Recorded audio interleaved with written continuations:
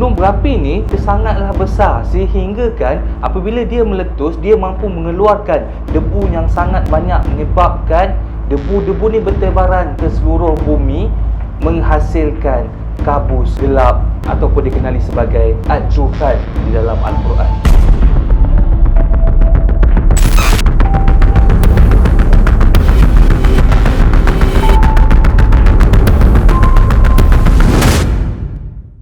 Salam sayang semua tim puaka. Assalamualaikum. Welcome back to my YouTube channel. Apa khabar semua?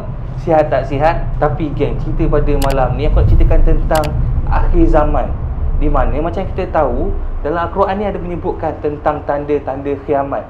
Dan kita juga tahu bahawa tanda-tanda kecil kiamat telah pun berlaku. Dan kini kita sedang mengira tanda-tanda besar kiamat yang bakal berlaku satu persatu. Dah banyak, terlampau banyak tanda-tanda kiamat yang keluar hari demi hari. Tapi hati kita ni tak tahu, makin lama makin keras, makin lama makin susah nak beribadat. Bukan korang lah, korang baik kan, korang semua baik. Ini orang yang dekat Utopia sana, diorang keras hati diorang. Tapi cerita pada hari ni aku nak kongsikan tentang pendapat di mana dikatakan bahawa gunung berapi ni mampu menghasilkan asap yang tebal seperti yang dinyatakan dalam Al-Quran menyebut sebagai dukhan. Dalam Al-Quran, dalam tafsir hadis, dalam macam-macam riwayat lah pernah memetikkan tentang salah satu tanda kiamat merupakan akan datangnya satu asap tebal menyelubungi bumi. Salah satunya daripada riwayat Saidina Huzaifah yang ditulis, dikarang di dalam kitab Tafsir Al-Bahrawi. Asap dukhan ni akan menyeliputi daripada timur ke barat, dan asap dukhan ni akan stay dekat tempat tu selama 40 hari. Orang beriman akan mengalami simptom seperti sakit tekak dan juga sesama sahaja.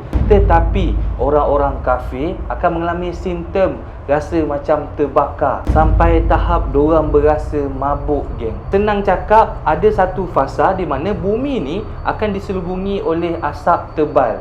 Dan asap tebal ni akan berada di bumi selama 40 hari. Dan asap tebal ni juga mampu membawa kecelakaan kepada umat manusia. Diceritakan juga asap tebal ni memang tebal geng, sehingga kan kita tak nampak apa ada kat depan. Engkau picit torchlight pecah-pecah pun tak boleh tengok lagi apa yang ada dekat depan mata engkau. Nak cakap begitu tebal ni asap ni. Kalau zaman dulu jerebu sikit pun kau pakai mask, engkau dah cuak. Kau buka lampu pun masih nampak depan sikit-sikit, betul tak? Tapi kau bayangkan, dukhan ni, kau buka lampu pun kau tak nampak. Yang kau hanya nampak adalah asap tebal. Asap ni tersangatlah kotor, menyebabkan banyak tanaman mati, banyak binatang peliharaan mati, air tercemar, kau dah tak ada minuman nak minum. Time tu kowe pun dah tak function kan. Persoalannya dekat sini, asap apa yang dimaksudkan sebenarnya? Beberapa tahun lalu, lebih kurang dalam 2-3 tahun lepas, ada satu pasukan penyelidikan ni, dia telah menjumpai sesuatu yang dikatakan sangat-sangat menakutkan.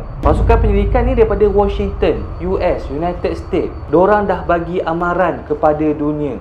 Diorang cakap dekat US ni ada satu gunung berapi yang bernama Gunung Yellowstone. Gunung Yellowstone ni dah lama tak aktif, dah lama sangat tak meletus.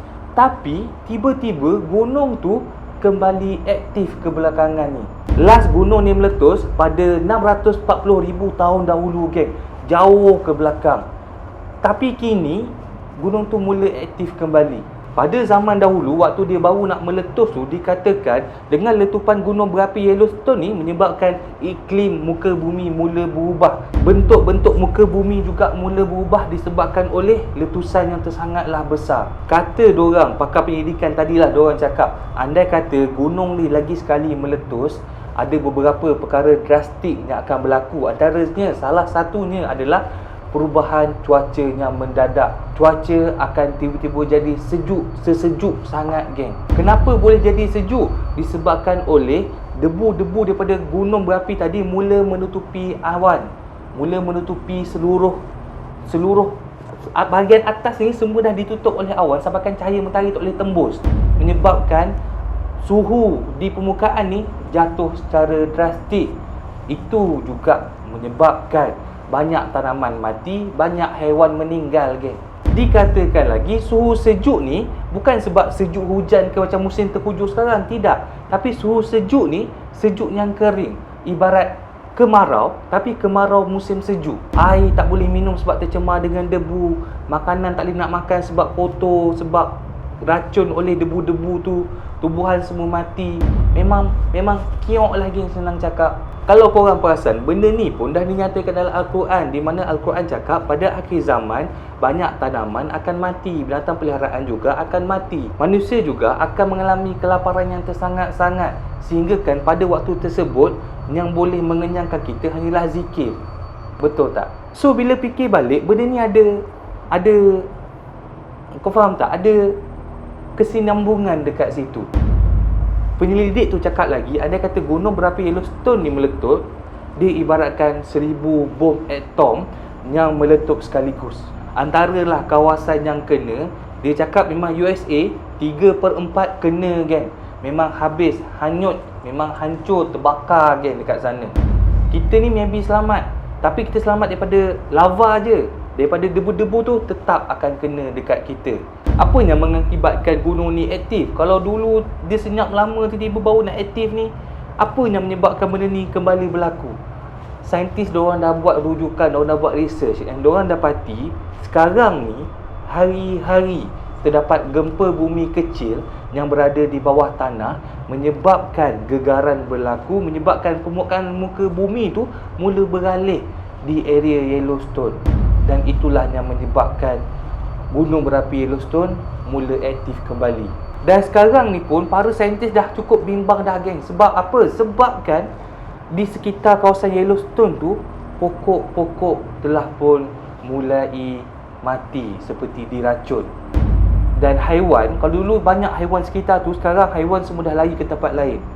Dikatakan tanah dekat sana dah mula beracun oleh sulfur. Teruk, memang teruk lah senang cakap kalau gunung berapi ni meletus, mengakibatkan satu udara, satu debu yang padat mampat. Kau faham tak? Ibarat macam udara, jerebu, tapi jerebu tu kita still boleh bernafas, tapi jerebu ni macam tak boleh nak imagine lah. Memang mampat gila. Kau nak bernafas pun tak boleh geng. Kau bernafas je, kau korek hidung, jari kau warna hitam. Nak cakap teruknya debu tu.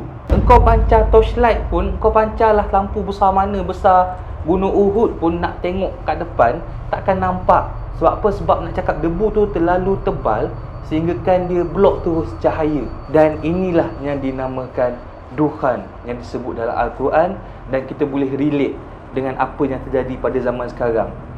Sebab diorang cakap tunggu masa je gunung berapi ni nak mula hidup kembali. Sekarang ni dah hidup, tapi tunggu masa je nak tunggu dia betul-betul hidup, betul-betul muntahkan lahar.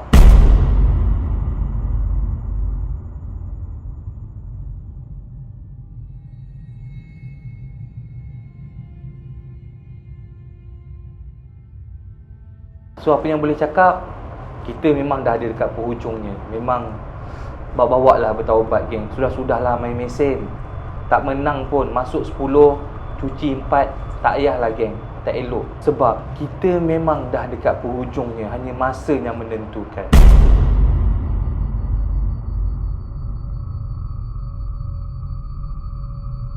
That's all for tonight guys. Thank you pada mana yang tengok video ni. Thank you pada mana yang subscribe, yang on notification button, yang follow social media. Thank you so much. Semoga murah rezeki, panjang umur. Kita jumpa dalam next video. Jangan biarkan hidup anda menjadi story puaka. Assalamualaikum. Ciao.